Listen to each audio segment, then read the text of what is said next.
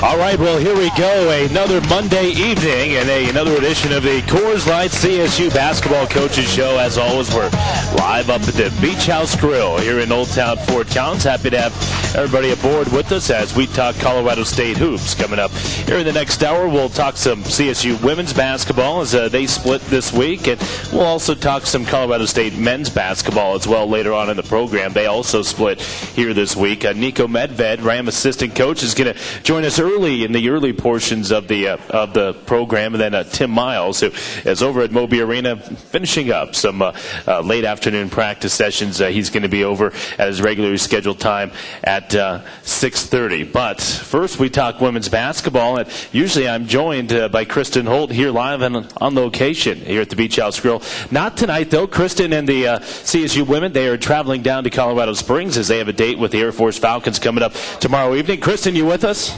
Yes, I am. How are you? Hey, great to have you. Thanks for taking some time out. You're just lounging in a hotel room down there, I assume? We're not there yet. Okay. Hey, where are you guys? You guys are going down I-25?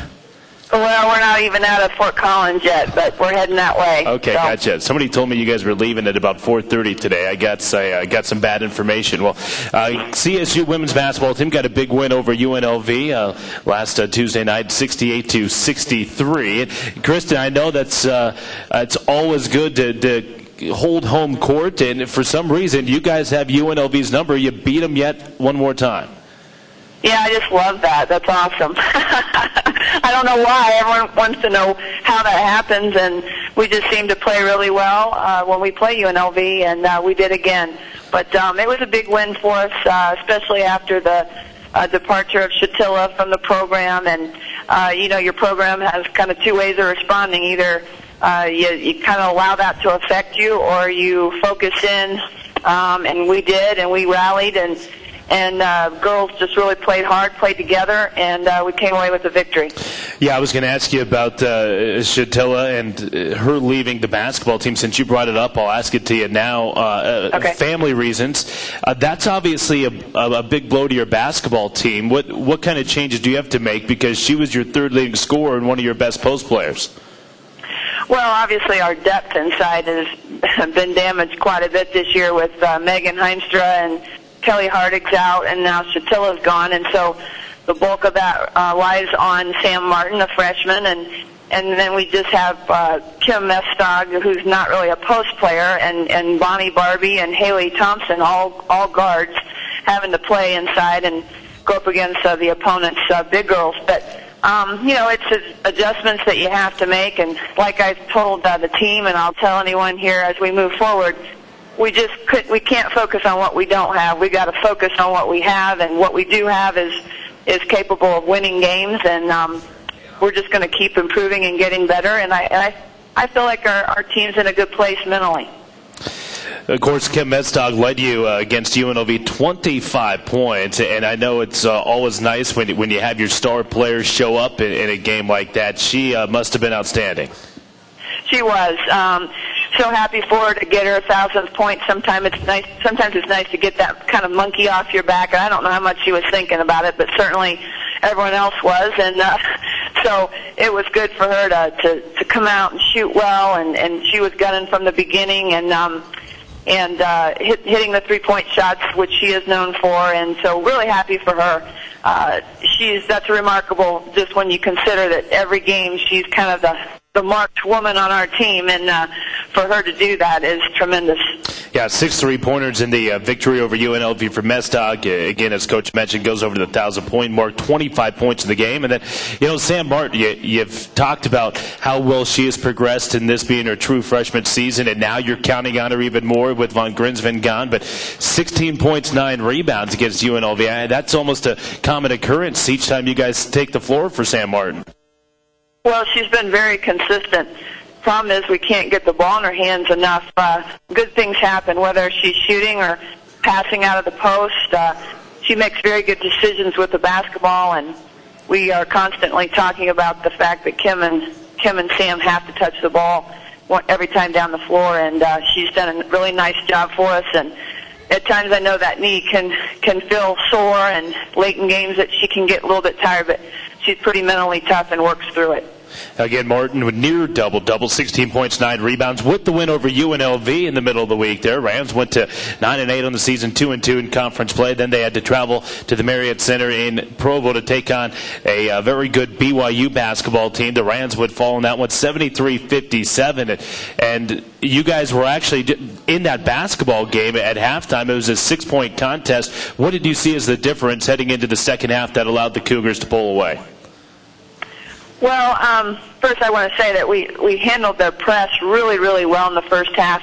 Only had 6 turnovers at halftime, and I was thrilled with just the way we executed our press breaks. And if we can do that the rest of the year, we'll be in really good shape. At halftime, I thought the adjustment they made was they really took it at us in transition. Their point guard, Foreman, pushed the tempo, really penetrated, kicked out to their three-point shooters, and they were hitting shots. And we came out in the second half after halftime, and we couldn't make a bucket. We had some good looks, so it just it kind of fell apart a little bit. We hung in there though, and I think we cut it to 12, even after they had pushed it up to 20-point lead, but just didn't have enough down the stretch. And they're a very, very good team. I really think they are definitely one of the top 2 teams in the league. Yeah, they go to 4-1 in conference play with the victory to the Cougars. Sam Martin, 14 points, 9 rebounds, and a loss for the Rams. And Mixandra Porter, your sophomore point guard, goes for 15 in that contest. And I know you're looking for other scores on the floor, and certainly Mixandra Porter can provide that. Yeah, she's been very good lately on the offensive end and gives us a really good spark coming off the bench, and has done a nice job of keeping her turnovers down, which was a little bit of the reason why she wasn't playing more minutes in the past, but has done a nice job. I think she's making better decisions, and we definitely need that from her. And then Bonnie had a pretty good shooting night, and we haven't seen that from her, and was happy that she was able to make a 3 and make some early baskets, and that kind of got us going. Yeah, when Barbie gets going, she certainly is tough to stop from the outside. And the Rams only committed 11 turnovers in the contest against BYU. That's another very good number. All right, Kristen, I'll ask you to hold on for one break. We'll come back. We'll talk about the upcoming week, and then we'll let you get going. How's that sound? Okay. Sounds good. Okay, Kristen Holt joining us on location as they prepare to head down to Colorado Springs. We'll take a timeout. Plenty more to come tonight here from the Beach House Grill on the Coors Light CSU Basketball Coaches Show from Nelligan Sports and the Colorado State Sports Network. All right, welcome back here to the Coors Light CSU Basketball Coaches Show. We're live in Fort Collins here at the Beach House Grill. Brian Roth back with you, joined by CSU women's basketball coach Kristen Holt. She joins us via the phone here as her Rams travel down to Colorado Springs to take on Air Force coming up tomorrow night. The Rams go into that contest at 9-9, 2-3 in conference play. Air Force at 6-12. They're 1-4 in conference play, but it's an Air Force basketball team. Kristen, I saw that beat San Diego State last week. That's the same San Diego State team that was picked to finish up in the upper echelon of the Mountain West Conference this year. Yeah, they did, and it was interesting game to watch. Certainly San Diego State is very talented, but quite honestly it was an Air Force team that looked like they wanted to win a little bit more, and they hustled and scrapped, and that's what they're going to do, and you can expect that. But I think the difference from the years past is that they have a new coach, and there seems to be a new energy, a new confidence. They've got, I think, quite a few different pieces to the puzzle that can get it done for them. They like dribble penetration. They'll keep their dribble until they know where they want to go with it. And so they're a hard team to guard, and they rebound real well on the offensive end. So we have our work cut out, and I think we've definitely got to match their intensity or we'll be in trouble. Yeah, you guys have struggled a little bit away from Moby Arena here in conference play. What would a road win tomorrow night do for your team's confidence? Well, this is a very big game for us. I mean, it's really important that we go down there and win this game. I mean, I'll just put it bluntly. we need this one. We haven't done well on the road, and this is a team that I just think it's a team that we should beat if we play our game and play like we can. But if it's all the loose balls go to them and the loose rebounds go to them, then it's going to be a toss-up. And So we've got to show up tomorrow. That's just the bottom line. And so the Rams get the Falcons tomorrow night down at Clune Arena, 6 p.m. the tip-off time on that, and it will be televised on the mountain. So Ram fans certainly you can tune into that contest and get a glimpse at the Colorado State women. Then you get Utah coming up on Saturday at Moby Arena, and it's a Utah team that isn't led by Elaine Elliott anymore, their longtime coach. It'll be strange looking down the sideline and not seeing Elaine down there, won't it? It will, yes. She's been there obviously a long time and been very successful, and maybe back next year. I don't know. That remains to be seen. But they're a good team as well. They're right above us in fourth place. They've won one more game than we have. It'll be a challenge. They've got a lot of new players. They've got a transfer from Stanford that became immediately eligible because she's in grad school, and so they've got some key players that we're going to have to be able to stop. Do they do anything different without Elaine Elliott there, or are the principles of what Utah does, and that's mainly defend the heck out of you, are they the same? Well, Brian, I'm going to say, you take it one game at a time, and okay. I'll be honest, Yep. I haven't looked at them. I know. Yeah, I know I've watched them just in people that were scouting. I've watched them just briefly, but not well enough to be able to tell you what they're really like. All right, I'll ask you that question coming up on Wednesday night. How about that? Okay, that sounds good. All right, well, hey, Kristen, thank you for taking time out. I know you guys are eating and about ready to head out of town, so I appreciate that. Best of luck coming up tomorrow night. Thanks a lot, Brian. Okay. Kristen Holt, head coach of the Colorado State women's basketball team. And, again, they play at Air Force tomorrow night, 6 p.m. It's a game that can be seen on the mountain. All right, we'll shift gears, and when we come back, we'll talk Colorado State men's hoops. But Tim Miles not going to join us quite yet. We'll be joined by assistant coach Niko Medved. That's next from Nelligan Sports. Live at the Beach House Grill, it's the Colorado State Sports Network. Well, welcome back here to the Beach House Grill. We're in Old Town Fort Collins for another edition of the Coors Light CSU Basketball Coaches Show. Thank you to Kristen Holt joining us as her team heads down to Colorado Springs. We'll shift our attention and talk some men's basketball here in just one moment. Bruder Valley Health System, they're proud to be the exclusive healthcare sponsor of Ram Athletics, and they're proud to state that when you need medical care, they're here for you. For more information, visit pvhs.org. Ryan Roth with you, and happy to be joined, making his debut here on the Coaches Show, Niko Medved, fourth year as the assistant coach at Colorado State. How about a round of applause here for Niko taking the time? You got to leave practice early. Is that like getting to go home from school early? God, I don't like leaving practice early, but no, it was got to be on call. That's right. When the head boss man says, "Listen, you're doing this," you say, "Yes, sir." You're doing it, yeah. Well, thanks for coming over. Quite a week in Ram basketball, and let's look at that UNLV game first. And I've talked to Coach Miles about this several times since then, but haven't exactly had a chance to talk to you about it. As a staff, you guys have talked about starting to knock off some of the upper echelon teams, but to go and do it on the road in Vegas and the fashion that you guys did it in, Niko, was amazing to me. It was fun. I will say this, for the first time, I think our kids actually believe they could win. And you talk about it in the past, but our kids, as we prepared for the game and we watched film and we talked about it, I think our kids looked at it and said, you know what?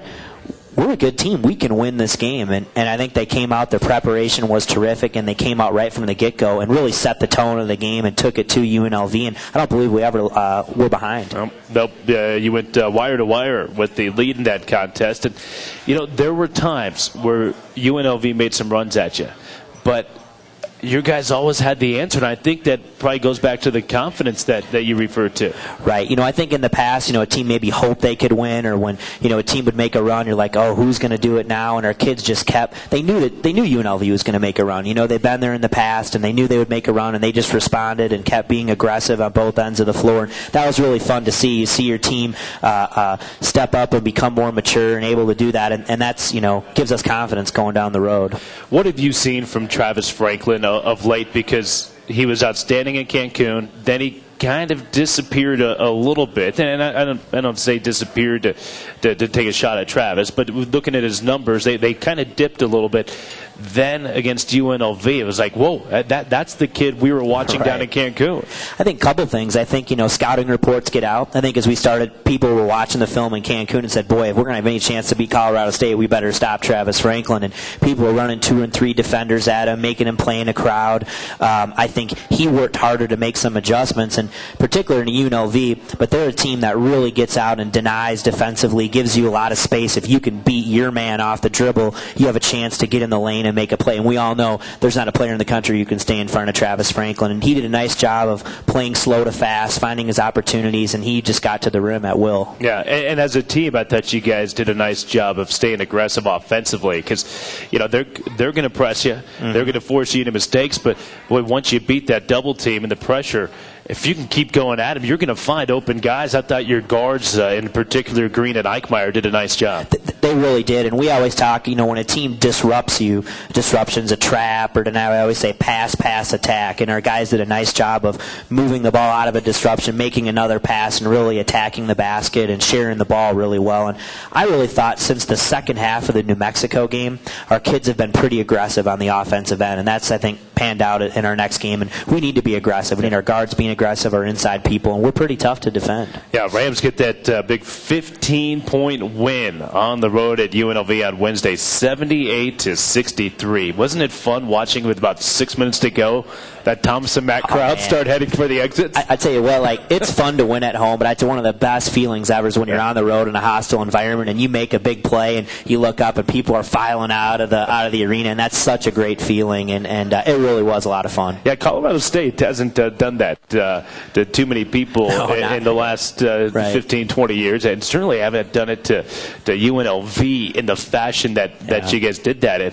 Obviously, it gave you some confidence going into the game against BYU, but before we talk about the game in particular, how about the atmosphere? And that's as good of an atmosphere. And I've been around for a little over 10 years now at Colorado State. It's the best atmosphere I've ever seen in Moby. It was a magical night. I mean, you talk about people have said, when Tiny was here and the crowds you had, and heck, against CU last year in Minnesota, our first, so we had some good crowds and you could kind of feel the energy, but nothing compared to that night. And it was really a lot of fun. And when your kids come out to warm up 40 minutes before the game and the student section's packed and they're going through their shooting, I mean, it's just a whole nother level of energy that you can't even describe. And you walk out there in the crowd, it was really a lot of fun. Yeah, if you were a fan and you went to Moby Arena on Saturday night, you had fun. I don't see how you could not have had fun in that environment. And of course, a win would have kind of been. Yeah, I wasn't having fun at the end. I know. But I think you guys put on a good enough show that people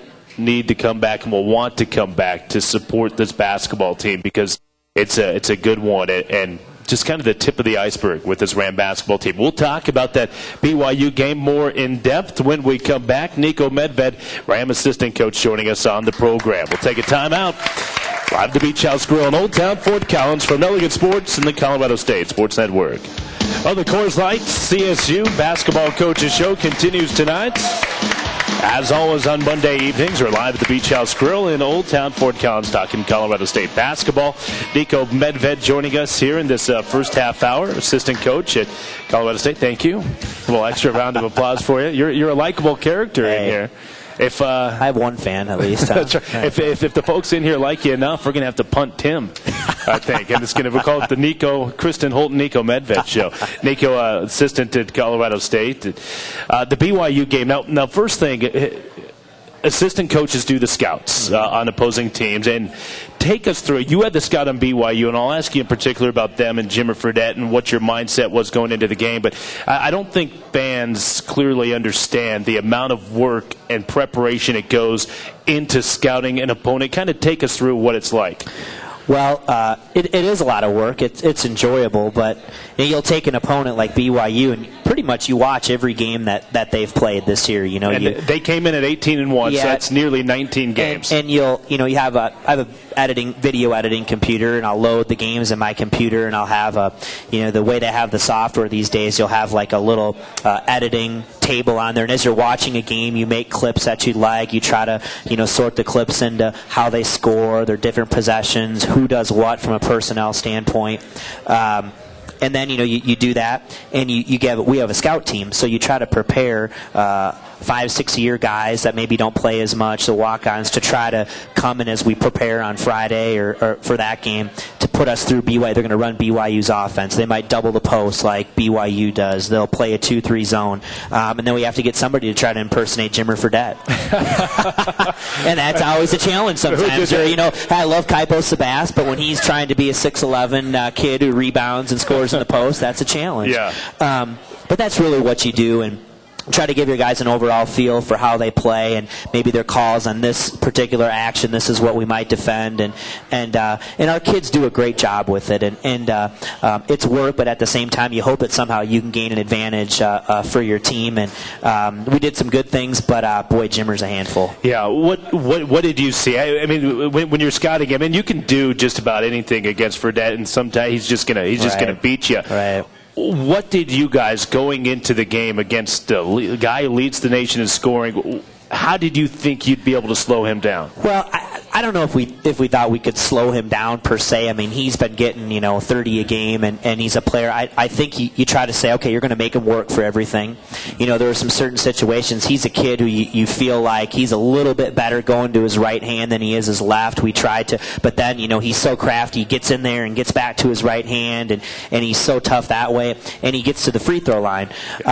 I think one thing we did in the second half, as you saw, is we put Dwight Smith on him, and I thought Dwight Smith did a terrific job. Dwight Smith's a very good athlete. He's a tremendous competitor.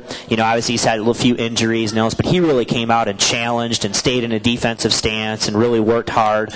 And you just have to make Jimmer work. But you look at that team, Collinsworth at 13 in the first half. Jackson Emery is a heck of a player. I mean, you can be right. You tell your guys, hey, you can't let him get a shot off or he's going to make it. Next thing you know, you're right there, and he's making threes, and they're very tough. There's a reason why they average 90 points a game. But I thought our kids, particularly in the second half, stepped up to the challenge and made it a ball game. Yeah. What was said at halftime? I'm curious because you have this huge crowd. Mm-hmm. You get all these potential fans that'll come back for other games. You get them into Moby Arena, get the great environment, and you guys kind of got blitzed. I mean, when BYU shoots 63% in the first half, I don't know if there's a team in the nation they wouldn't be up 15 on. And they can do that. I mean, they can get 50, 55 points in a half like that. But our kids, they haven't quit all year. We've been down. They've always, and we knew they would come out and just in battle. And we made a decision to put Dwight Smith on him. We decided to pick him up full court, try to trap him a little more on some of the ball screen situations and create havoc. Now, in turn, I thought we frustrated him a little bit more, but I thought that hurt us on the boards. We started over-rotating, and next thing you know, you have Dorian or Jesse trying to block out one of their post players, and they would come up with the ball. And so, it's always give and take. Whenever you try to take away something this way, you maybe give up something else. But I thought in the second half, our kids really did a tremendous job. Yeah, and Dwight Smith, you could see it in his eyes. I was showing Tim afterwards, looking at the stat sheets from previous games. He had played 1 minute in the previous 9 games. 1 grand minute. I mean, that's all. And he came out there, and there was just that fire in his eyes. He didn't back down, and you just love to see it.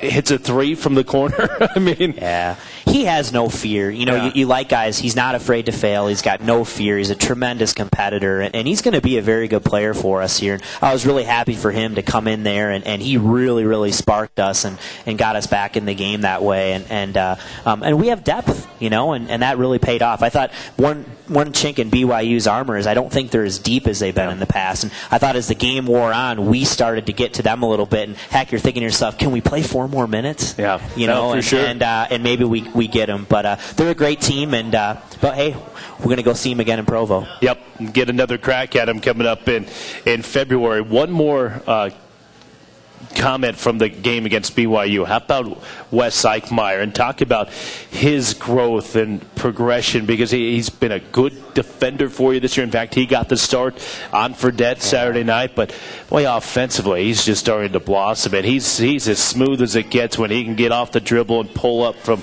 10 to 15 feet. He didn't miss that shot. Yeah, he really is. He's really and one thing, if you guys, people have watched us play, Wes was always in the right spot. I mean, early in the year, Wes was missing wide open shots. He was shooting, 20-some% from three, but you knew he was eventually going to break out of that. And some of that was just sitting out last year as a transfer and getting the rhythm and the speed of the game. And now he's really starting to get some confidence, and he's making shots. And he's really a pretty good player off the dribble. I mean, he gets in the paint.